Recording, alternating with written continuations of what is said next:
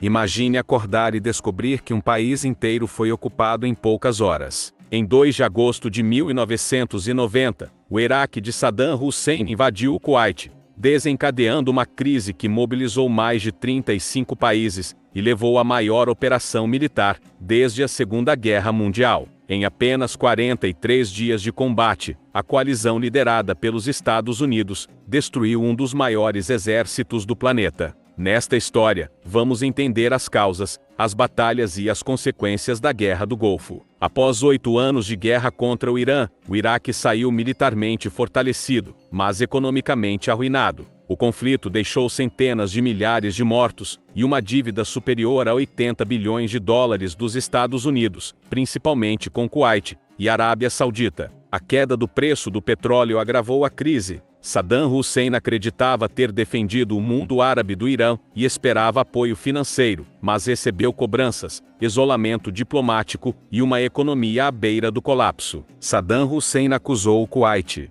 de produzir petróleo acima das cotas da OPEP, derrubando os preços internacionais e agravando a crise iraquiana. Também alegava que os kuwaitianos extraíam petróleo ilegalmente do campo de Rumaila, por meio de perfuração inclinada. Para Saddam, o Kuwait era uma província historicamente iraquiana. As negociações fracassaram e a tensão chegou ao limite. Na madrugada de 2 de agosto de 1990, cerca de 100 mil soldados iraquianos cruzaram a fronteira e invadiram o Kuwait. A ofensiva foi rápida. Em menos de 2 dias, as forças iraquianas ocuparam o país, enquanto a família real fugia para a Arábia Saudita. Saddam declarou a anexação do Kuwait como a 19ª província do Iraque. Em poucos dias, o Conselho de Segurança da ONU condenou a ofensiva, impôs sanções econômicas ao Iraque e exigiu a retirada das tropas. Liderados pelo presidente George Bush, os Estados Unidos reuniram uma coalizão de 35 países para libertar o Kuwait. Os Estados Unidos iniciaram a Operação Desert Shield para proteger a Arábia Saudita de uma possível invasão iraquiana. Centenas de milhares de soldados da coalizão desembarcaram na região, acompanhados por tanques M1 Abrams, helicópteros Apache, caças e navios de guerra. Na madrugada de 17 de janeiro de 1991, a Operação Desert Storm começou com uma intensa campanha aérea. Mísseis Tomahawk e caças furtivos F-117 atacaram radares, centros de comando, bases aéreas e sistemas de defesa do Iraque. Nas primeiras horas, a coalizão conquistou superioridade aérea, abrindo caminho para milhares de missões de bombardeio. Saddam tentou mudar o rumo da guerra. O Iraque lançou dezenas de mísseis Scud contra Israel e a Arábia Saudita, esperando provocar uma reação israelense que dividisse a coalizão árabe. Pressionado pelos Estados Unidos, Israel decidiu não responder aos ataques. Ao mesmo tempo, baterias antimísseis Patriot foram empregadas para interceptar os Scuds, tornando-se um dos símbolos do conflito.